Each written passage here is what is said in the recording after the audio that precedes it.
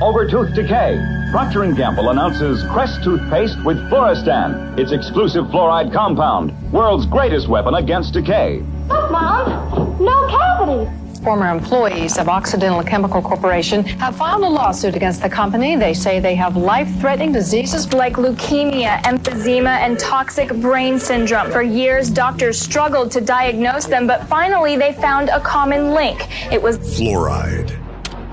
It's a byproduct that they can't do anything with. It's a poison, so they sell it. You allow industry to use your water supply to dispose of their hazardous waste. It was a scam from the get-go. It is a means of getting rid of fluoride. It's a disposal mechanism. It's bizarre. Fluoridation is the worst recycling practice in the world.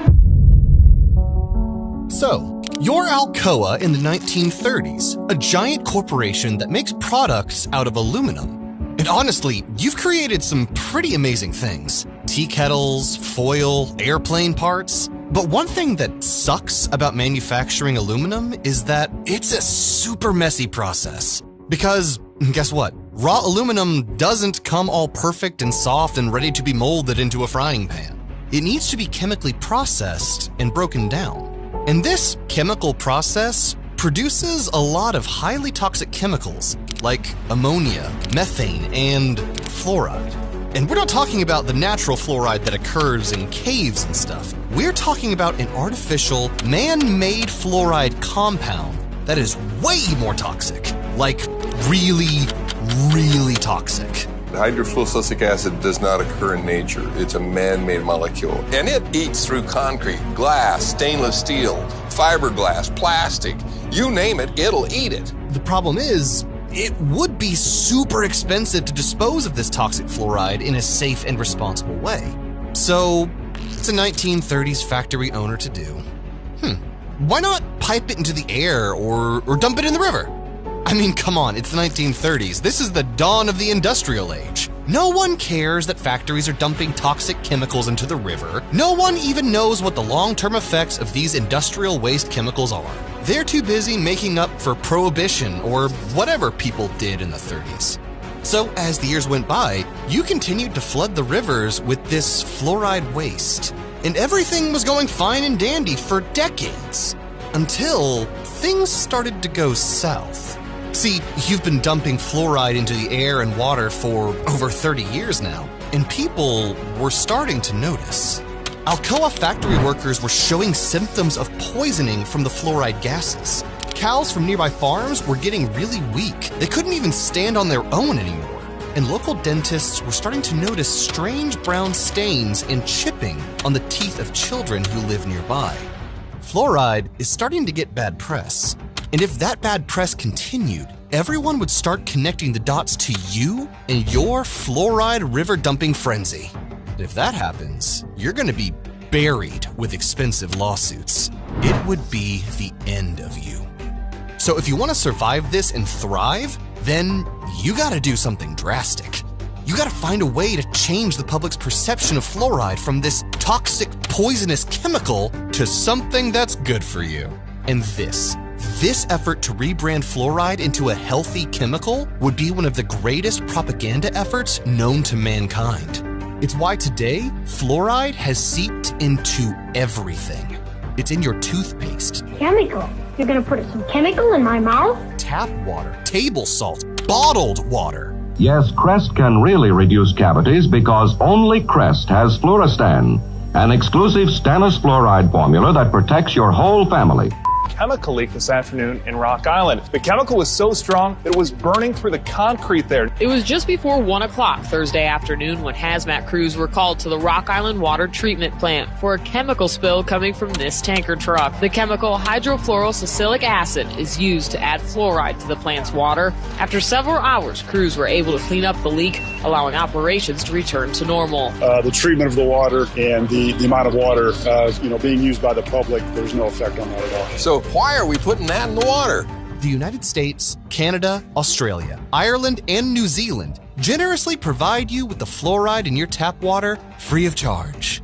Why? Because it's good for you, they say. It's good for teeth. It prevents cavities. To say things like tobacco is harmless, fluoride is harmless. Agent Orange is harmless, they say. DDT was harmless. Asbestos, right? Yeah, GMOs now, they say, are harmless. There's a long history of science selling out to corporate interests while the people are systematically poisoned. And to this day, people still believe fluoride is safe in the drinking water, and the majority of dentists still believe it's safe to put in toothpaste and to put in different types of compounds. When in reality, too much fluoride has been connected to brain damage, skeletal fluorosis, bone cancer, and lower IQ in children. What we did was we exposed them, let them drink the fluoride in the water for 6 to 20 weeks.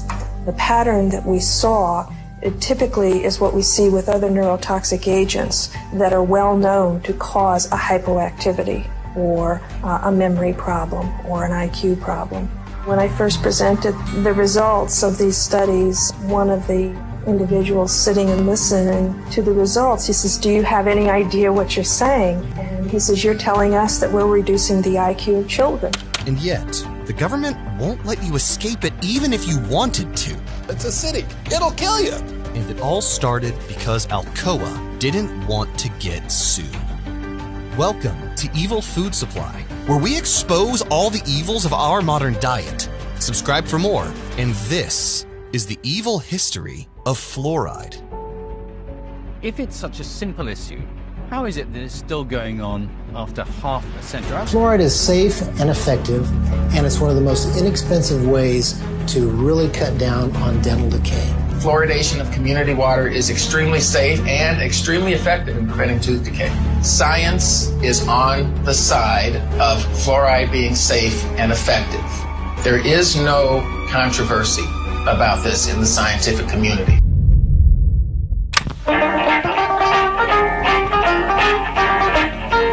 The newest beer can tops have ring tabs made of aluminum from Alcoa. Now beer cans are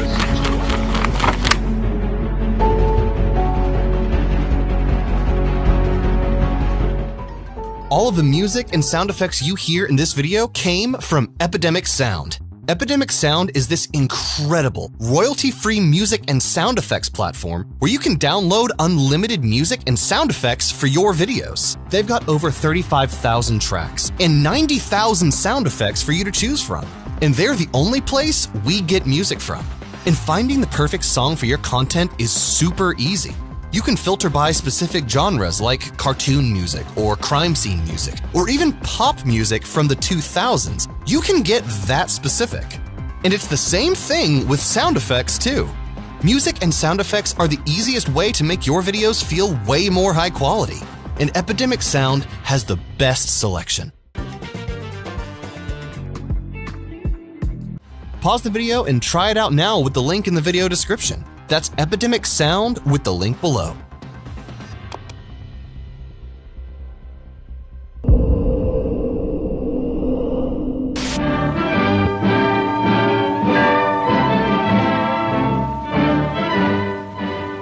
America prepares.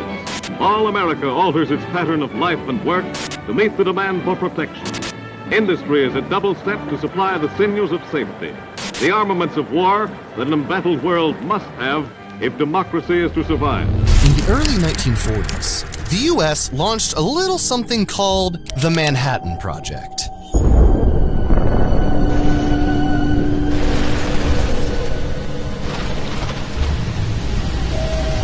But to make an atomic bomb, the U.S. would need uranium and fluoride.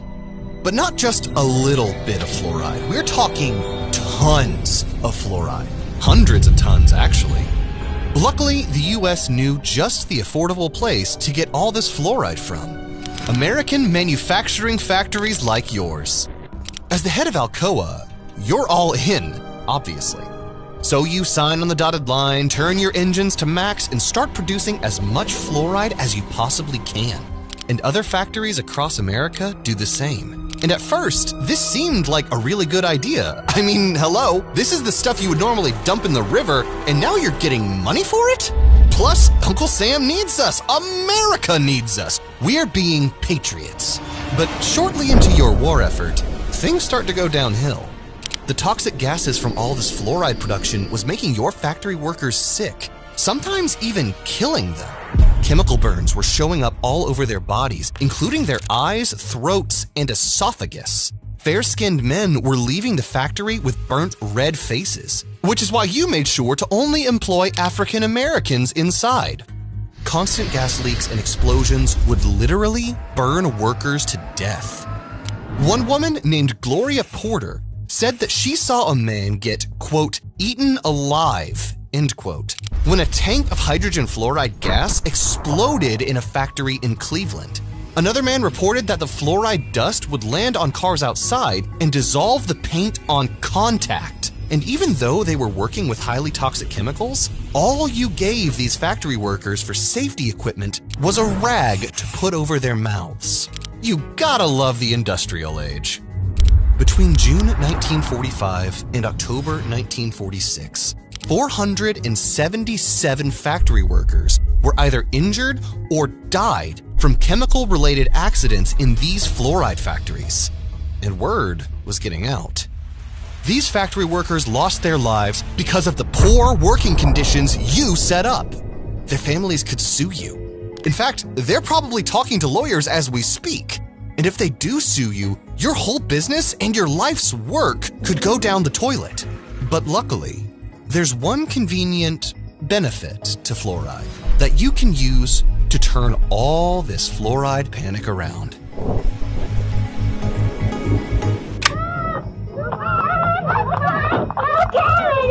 Fluoride is a decay fighter dentists use. A decay fighter dentists put on teeth to prevent cavities.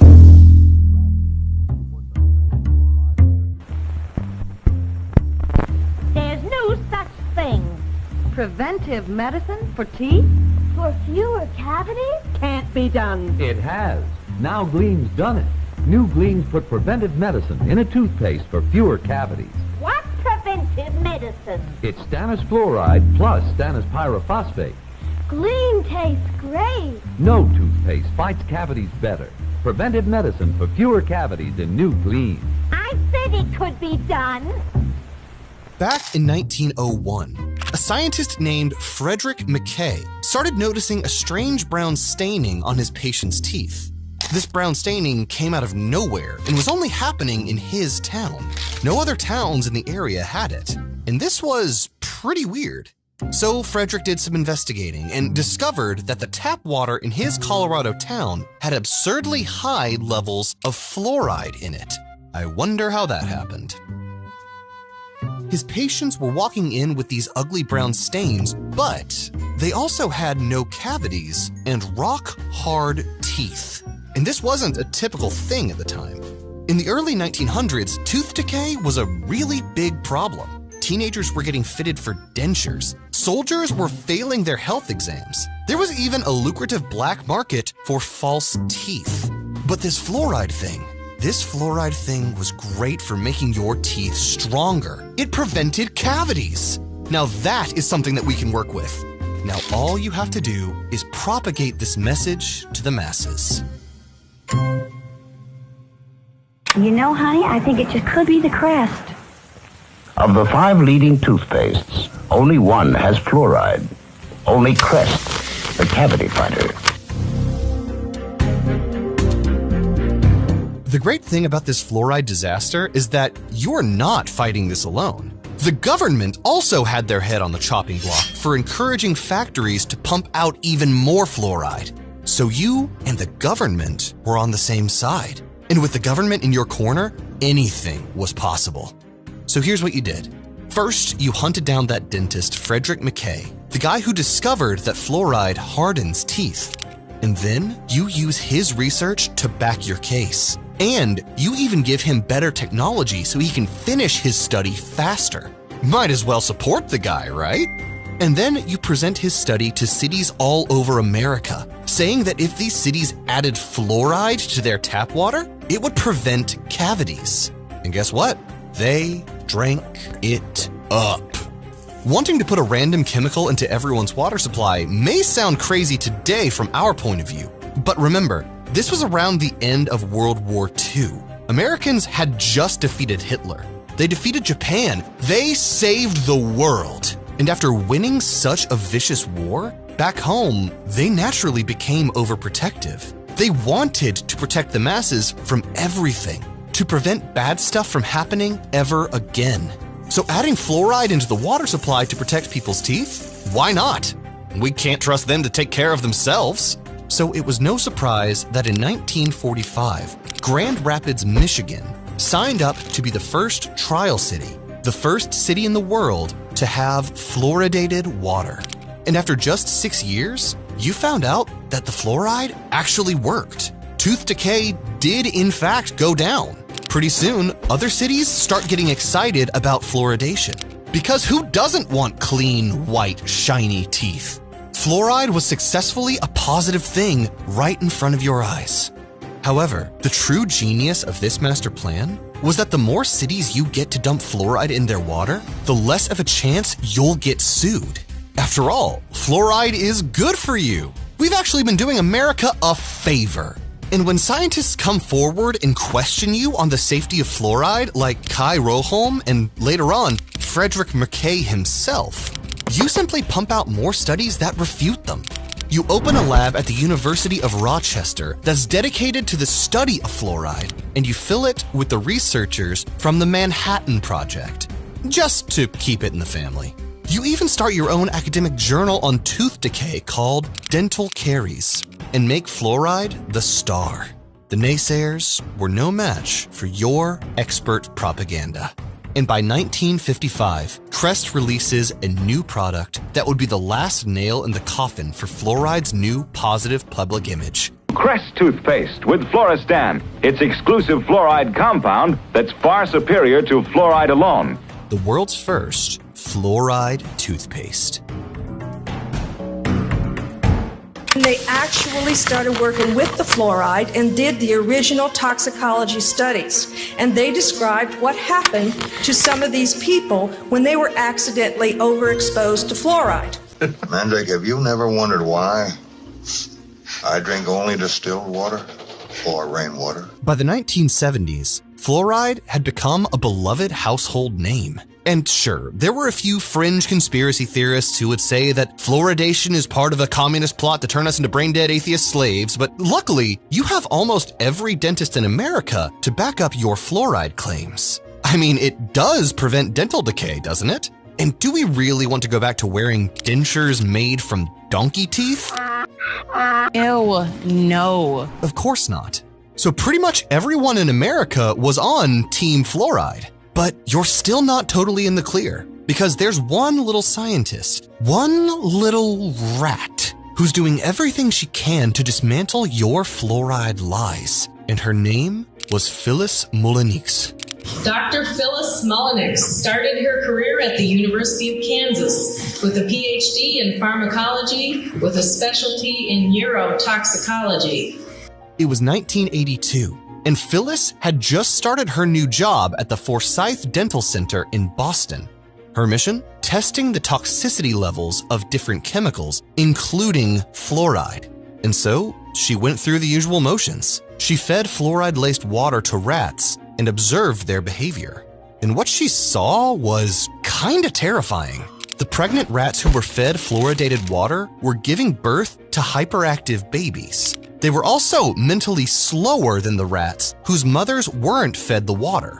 Phyllis also noted that male rats were more easily affected by fluoride in the womb, whereas females were more affected when they drank the water later as young adults. And what's interesting about this study is that it aligns with another study that was published in Canada in 2019. Where the male babies of human mothers that drank fluoridated water showed signs of lowered IQ and hyperactivity, while the females did not. There was no question that behavior was vulnerable to fluoride. Whether you got a very short exposure, and this in animals, if they're young, if it's prenatal, or if it's early postnatal, all you needed was 2 or 3 days exposure to this, and it caused a permanent change in behavior when the animals grew up. Phyllis got pretty excited about this. So excited that she typed out a whole paper and submitted it to the Journal of Neurotoxicology and Teratology. What she didn't know was that she was being watched. by none other than Harold Hodge, the head researcher of the Manhattan Project. Yeah, he was still alive at the time. And Hodge was really not happy about this nonsense on the toxicity of fluoride. Sure, he was super old now, but he still didn't want anything to ruin the sparkling clean image of fluoride that he worked tirelessly to build. Plus, if people find out that fluoride really was toxic, then he would definitely get sued or go to jail. And so would all the other companies who poisoned those workers during the days of the Manhattan Project. To top all this off, the Dental Center also didn't want this paper published because they're being funded by pro-fluoride organizations, and that would be a huge conflict of interest. So yeah, this meddling lady needs to go. So what do? You corner the rat and threaten to fire her if she publishes the paper. And what did Phyllis do in response? She published it anyway. After Phyllis turned in her lab coat, she found out the truth on who this Hodge guy really was and why he was always hovering over her experiments at the dental center. It can reduce decay, and 5,000 kids like these help prove it. No toothpaste fights cavities better than New Gleam. And Gleam tastes good. What do you know about fluoride in the water? It's in the water to prevent tooth decay. It's a good thing, Rhett. That's what they want you to believe. Dude, the fact that you can't drink water out of a river anywhere. Stop right there. You know what? Fluoride protects your teeth and is perfectly healthy for you. Well, if Jam says that, then he is a lying idiot. And if you believe it, then so are you. Fast forward to today, and fluoride is still a really big household name. And anyone who questions it is instantly labeled as a conspiracy theorist of Alex Jones standards. And anyone who brings up fluoride to Congress gets questioned. You cited several studies, which were very interesting. Are these basically independent studies with no peer review, or has there been sufficient peer review to give these studies more credibility or not? But the reality is, fluoride is a double-edged sword. On one side, it is a miracle for your teeth. But on the other hand, too much of it can cause a whole bunch of disorders and diseases. And the scientific community has been fighting over this for decades. Phyllis's study was criticized for using too much fluoride in her water at 5 parts per million, whereas the US government's recommendation at the time was 1 part per million. But think about this. Just because you mix fluoride into the water supply at 1 parts per million doesn't mean that's what people are actually consuming.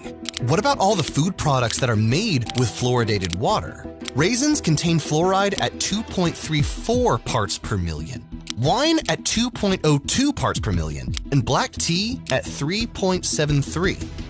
Is that when I drank a Coke, when I drank Snapple tea, when I drank grape juice, that I was really adding to my body burden of fluoride with all these others. The American people, and especially our children, are getting way too much fluoride.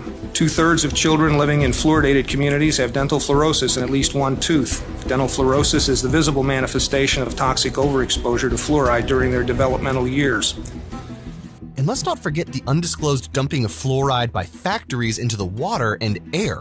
So that 1 parts per million turns to 2 parts, 3 parts, 4 parts pretty fast, with fluoridated water at 4 ppm being found to cause bone fractures and skeletal fluorosis in children. It all depends on how much fluoride you actually consume, not how much the government dumps in the water supply, which is next to impossible for the average person to calculate. And I'm sure you're wondering, why aren't we all passing out from fluoride poisoning every time we brush our teeth or drink a glass of water? Well, it's because we're consuming fluoride in super small doses, like a poison drip. And every time we drink it, our system filters some of it out, but not all of it.